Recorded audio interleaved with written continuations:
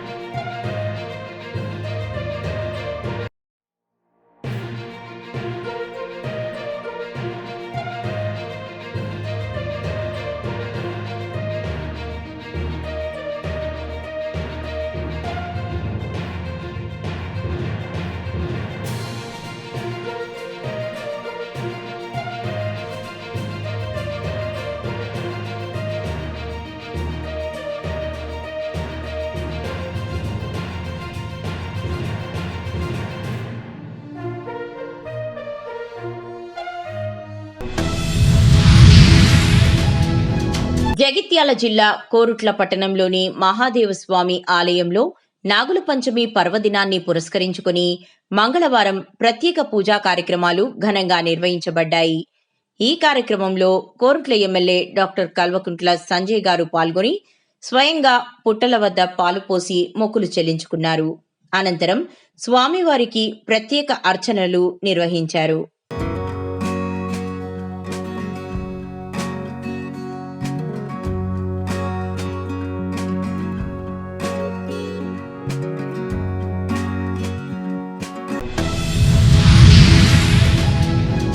జగిత్యాల జిల్లా ఇబ్రహీంపట్నం మండల పరిధిలోని పలు గ్రామాలలో శుక్రవారం నాడు కళ్యాణ లక్ష్మి పథకం కింద లబ్ధిదారులకు చెక్కుల పంపిణీ జరిగింది.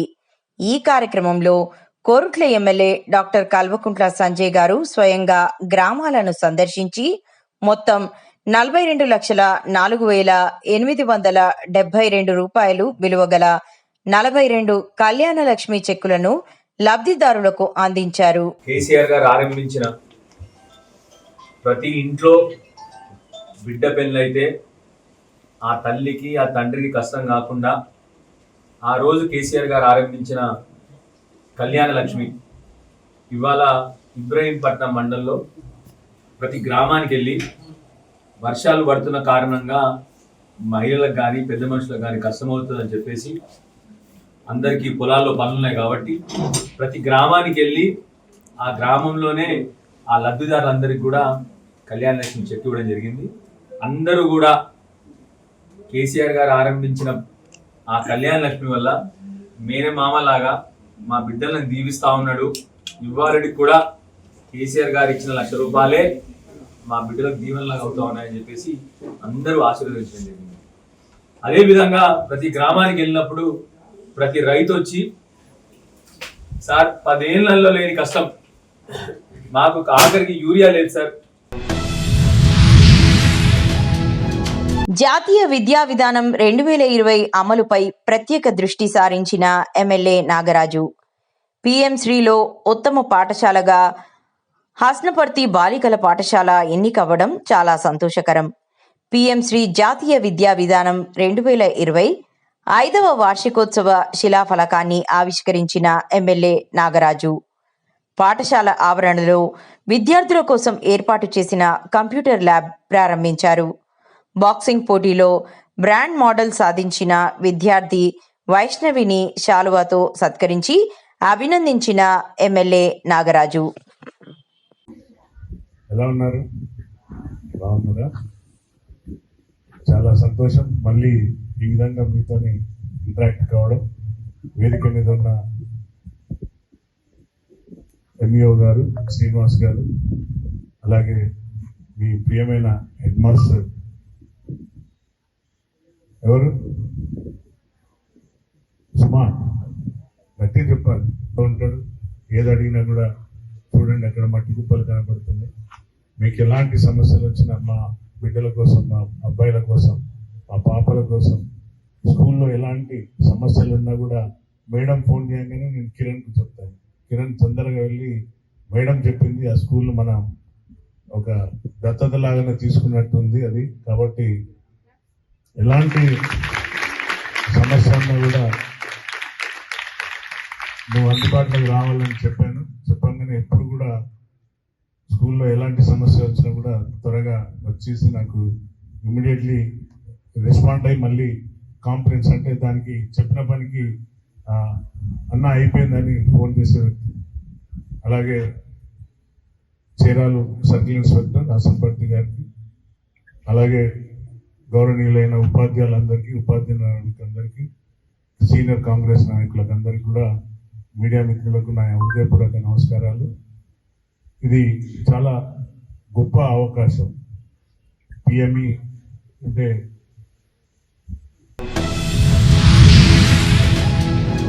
డీసీసీ కార్యాలయం పద్మానగర్, కరీంనగర్ కేంద్ర సహాయ మంత్రి, కరీంనగర్ ఎంపీ బండి సంజయ్ గారు బీసీ రిజర్వేషన్లను ముస్లిం డిక్లరేషన్గా పేర్కొంటూ చేసిన వ్యాఖ్యలను జిల్లా కాంగ్రెస్ బీసీ సెల్ చైర్మన్ పులి ఆంజనేయులు గౌడ్ తీవ్రంగా ఖండించినారు.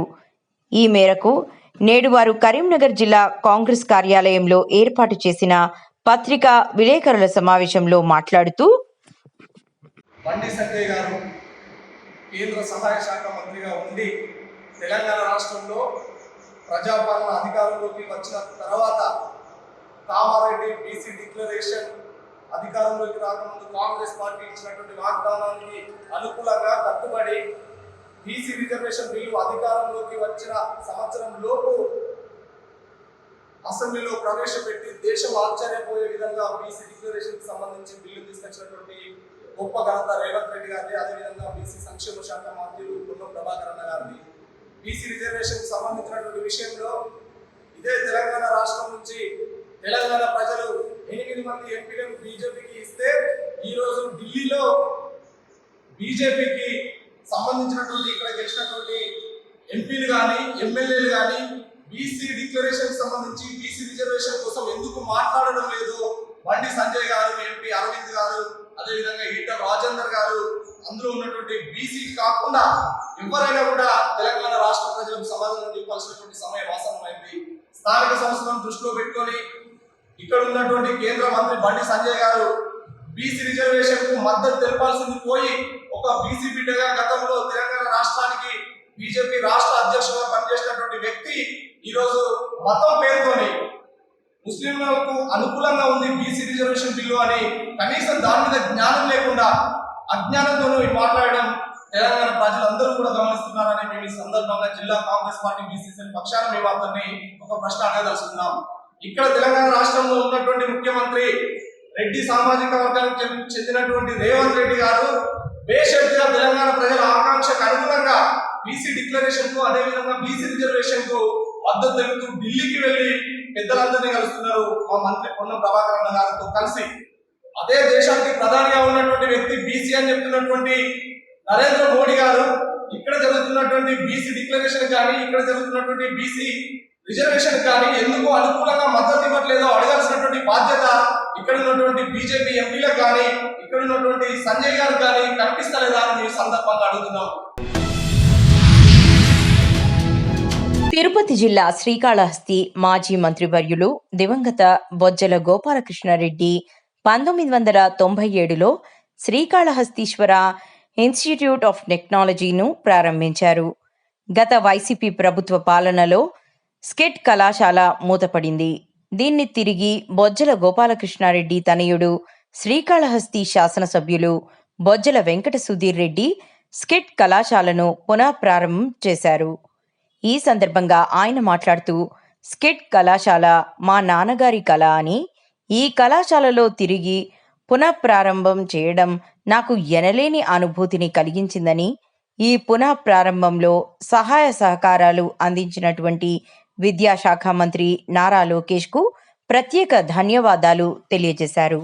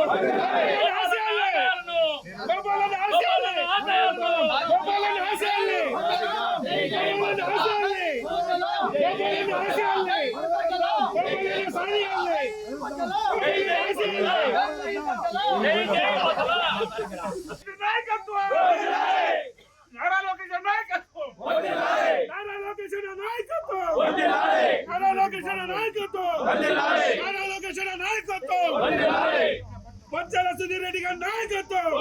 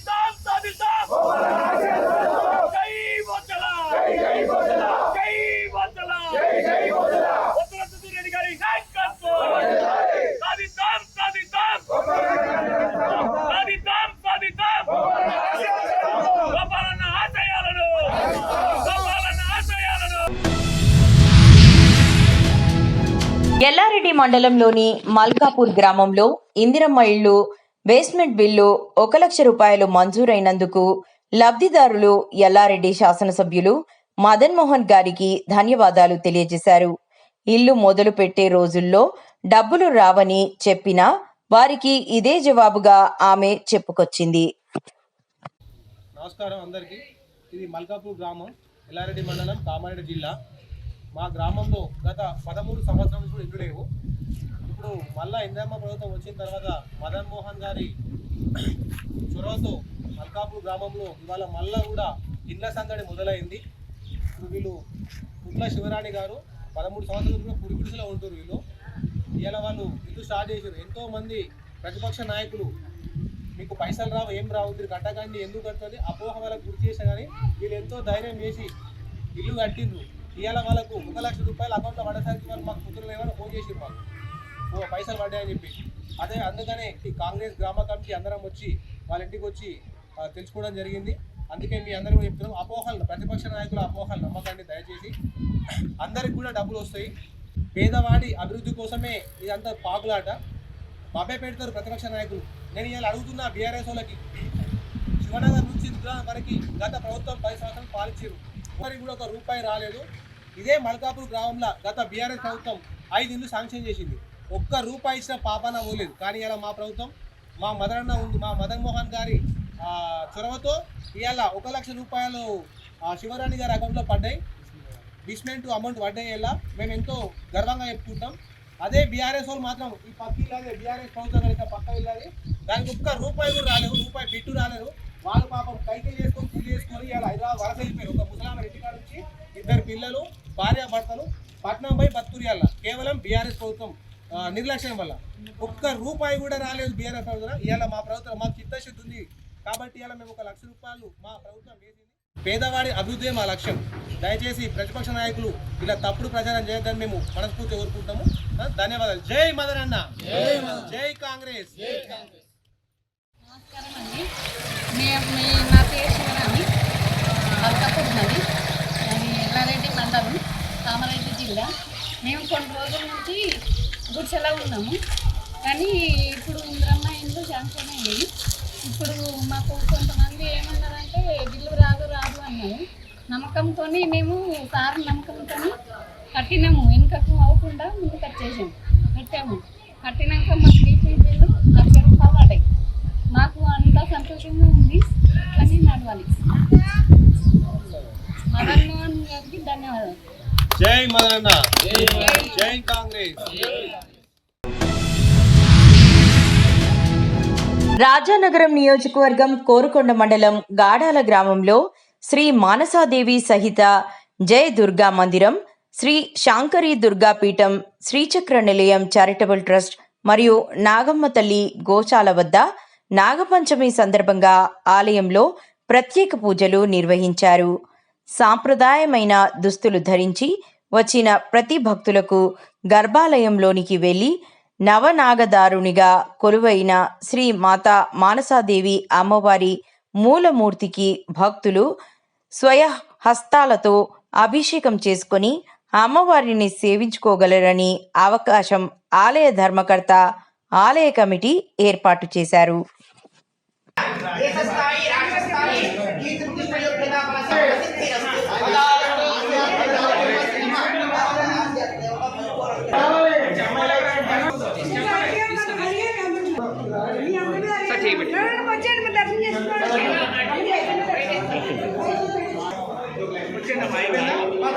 రావాలి, మాకు ఎక్కడ ఎవరు తాకద్దు, ఓన్లీ అభిషేకం చేసుకోవాలి.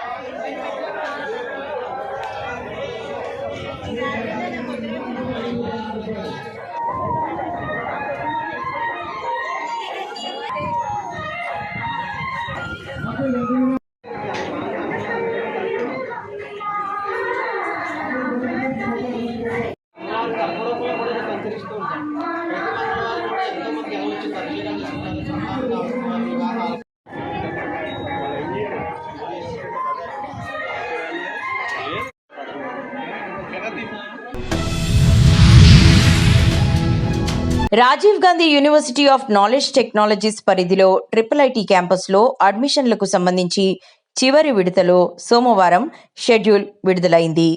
మహబూబ్ నగర్ క్యాంపస్లో 2025 సీటు సాధించినందుకు మండల విద్యాశాఖ అధికారి భట్టు రాజేశ్వర్, ఇన్ఛార్జ్ ప్రధానోపాధ్యాయులు ఎం ప్రశాంత్ కుమార్ మరియు ఉపాధ్యాయులు అభినందించారు.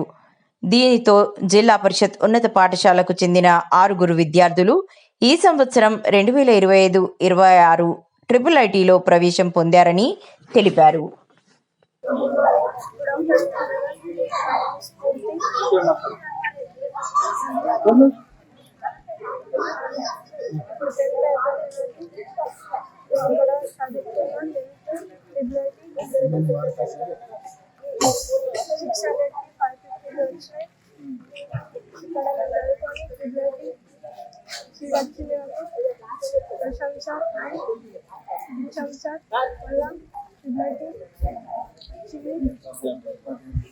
ఉపాధ్యాయులందరికీ ధన్యవాదాలు.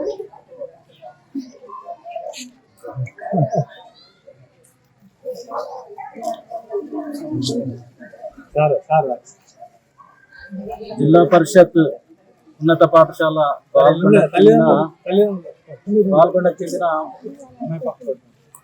మరో విద్యార్థిని ఇంతకుముందు 5 విద్యార్థులు ఎస్ఐటీలో స్థానం సాధించడం జరిగింది. ఇప్పుడు చివరి విడతలో కుమారి పొట్ల స్ఫూర్తి, నిజంగానే మా పాఠశాల స్ఫూర్తి అమ్మాయి ఈ ట్రిపుల్ చివరి విడతలో ఎంపిక కావడం పట్ల హర్షాన్ని వ్యక్తం చేస్తున్నాం. మా యొక్క ఇన్ఛార్జ్ ప్రధానోపాధ్యాయులు ప్రశాంత్ కుమార్ మరియు చక్కటి విద్యాబోధనలు అందించిన ఉపాధ్యాయులందరినీ కూడా మరోసారి మనస్ఫూర్తిగా హృదయపూర్వకంగా అభినందిస్తున్నాను. రాబోయే విద్యా సంవత్సరం కూడా మరిన్ని ట్రిపుల్ సీట్లు సాధించడంలో మా ఉపాధ్యాయ బృందం ముందంజలో ఉంటుందనడంలో ఏమాత్రం అతిశయోక్తి లేదు. ఆ విద్యార్థికి ఈ సందర్భంగా అభినందిస్తూ చిరంజీవి స్ఫూర్తికి ఆశీస్సులు అందజేయడం జరిగింది.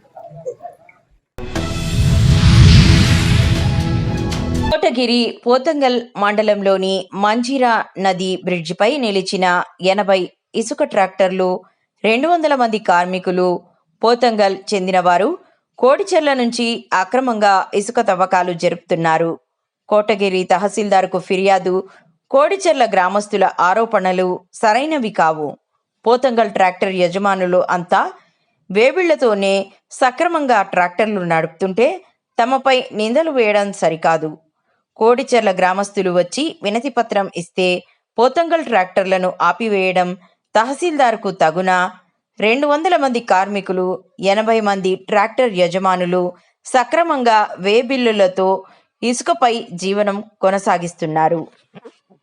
పోతంగల్ ట్రాక్టర్ యూనియన్ తరఫు నుంచి మాట్లాడేది ఏంటంటే, ఈరోజు 28వ తారీఖు 7వ నెల 2025 రోజున మనకు ఎంఆర్ఓ సార్ పర్మిషన్ ఇస్తా అంటే మా ట్రాక్టర్ యజమానులందరూ వాగులకు ట్రాక్టర్ పంపించిన తర్వాత ఇంకా కరెక్ట్ 9 గంటల టైంలో వేబిల్ కోసం మేము అందరం ఎదురు చూస్తున్నాం. అదే టైంలో పక్క గ్రామం అయినటువంటి కొడిజాల గ్రామం నుంచి కొంతమంది అక్రమంగా మా ఇసుకను తరలిస్తున్నారని చెప్పి వాళ్ళందరూ కలిసికట్టుగా 20-30 ట్రాక్టర్లు తీసుకొచ్చుకొని ఒక 50-60 మంది లేబర్లు అందరూ అక్రమంగా పోలీసు వాళ్ళకి ఇబ్బంది చేసుకుంటా మా ఇసుక ట్రాక్టర్ని ఆపేసిండ్రు. అట్లనే ఇంకా మేమందరము కలిసి మాట్లాడిన తర్వాత మా ఊరి గ్రామ ప్రజలందరూ మాట్లాడిన తర్వాత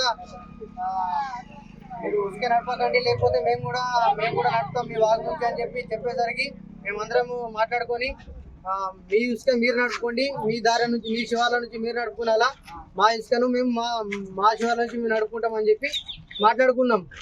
అయితే ఇంకా వాళ్ళు సరే అని చెప్పి ఇక్కడ నుంచి వెళ్ళిపోయి మండల ఆఫీస్కి పోయిండ్రు. మండల ఆఫీస్ పోయిన తర్వాత ఎంఆర్ఓ వచ్చిన తర్వాత వాళ్ళు ఒక వినతి పత్రం రాసిండ్రు. కొత్తగా గ్రామంలో ఉన్నటువంటి ట్రాక్టర్లకు వేబిల్ ఇవ్వకండి అని చెప్పి ఎంఆర్ఓ సార్కు ధమ్కి ఇచ్చినట్టు మాకు వెల్లడవుతుంది. ఎంఆర్ఓ సార్ మా మాటలకు అసలు ఒక 1% కూడా మాకు రెస్పాన్స్ ఇవ్వలేదు. వీళ్ళందరూ ట్రాక్టర్లకు సార్ మీరు వాళ్ళకెందుకు రెస్పాన్స్ ఇస్తున్నారు, వాళ్ళకెందుకు రెస్పెక్ట్ ఇస్తున్నారు, మేము కూడా ట్రాక్టర్ యజమానులం కదా, మేము కూడా మా బాధ్యత ఏమన్నా 0% కూడా మేము దొంగతనంగా అక్రమంగా ఇసుక నడిపిస్తలేము, వేబిల్ తీసుకుంటున్నాము, ఇందిరా మిల్లు కూస్తున్నాము. సార్కు కూడా మంచి రెస్పాన్స్ వచ్చింది. వర్ణి మండలంలో ఉన్నటువంటి మనకు ఎక్కువగా మనం ఇసుక తరలించే గ్రామం వర్ణి మండలంలో ప్రతి గ్రామంలో ఎవరు అడిగినా కానీ వీళ్ళు పోతంగల్ గ్రామం నుంచి మంచిగా ఇసుక మాకు సప్లై చేస్తున్నారని చెప్పి సార్కు కూడా మంచి పేరు వచ్చింది. పోచారం సార్ కూడా చెప్పిండు. సరే అవన్నీ ఓకే. ఎంఆర్ఓ సార్ ఈరోజు మ్యాటర్ వచ్చేసరికి మేము ఏమన్నామంటే ఒక ట్రిప్ తీసుకొని వచ్చినాం కదా సార్, ఆ ఒక ట్రిప్ను మేము ఎక్కడికైతే మీరు ఇస్తా అని చెప్పిందో అక్కడికి వేబిల్ ఇచ్చేస్తే మేము అక్కడ పోసుకుంటాము. తర్వాత మేము మళ్ళీ ఇంకా రాము, మీరు సర్వేయర్ పిలిపించి అక్కడ చేసిన తర్వాత కొడిజల్లకు పొతంగల్కు వేరే చేసిన తర్వాత మీరు పర్మిషన్ ఇస్తే మేము మంచిగా పద్ధతితో నడుపుకుంటామని చెప్పినాము. ఆల్రెడీ మేము అందరూ మా గ్రామ కమిటీ అందరూ మాట్లాడుకున్నాం, మేము గుడికి డబ్బులు ఇస్తున్నాము, సొంత పేరు ఎలాంటి మేము తప్పుడు మాటలలో తప్పుడు సమాచారం కూడా ఏం లేదు మాది. గుడిజల వాళ్ళు మాత్రం సార్కు ఎంఆర్ఓ సార్కు ఏం మాట్లాడిందో తెలియదు కానీ మాకు అసలు పొద్దున 6 గంటలకు పెట్టిన బండ్లు ఇప్పుడు సాయంత్రం 6:30 అవుతుంది. డ్రైవర్లు మేము ఓనర్లం అందరము ఇక ఇసుకల ఏదో సంపాదించాలనుకుని అంతా ఫీల్ అయిపోతున్నారు అందరూ. కొద్దిగా చూసి మాకు పైన అందరికీ తెలియజేయండి సార్లకు, అంతకు మించి ఏం లేదు. అందరికీ ఏదైనా తప్పు ఉంటే క్షమించండి.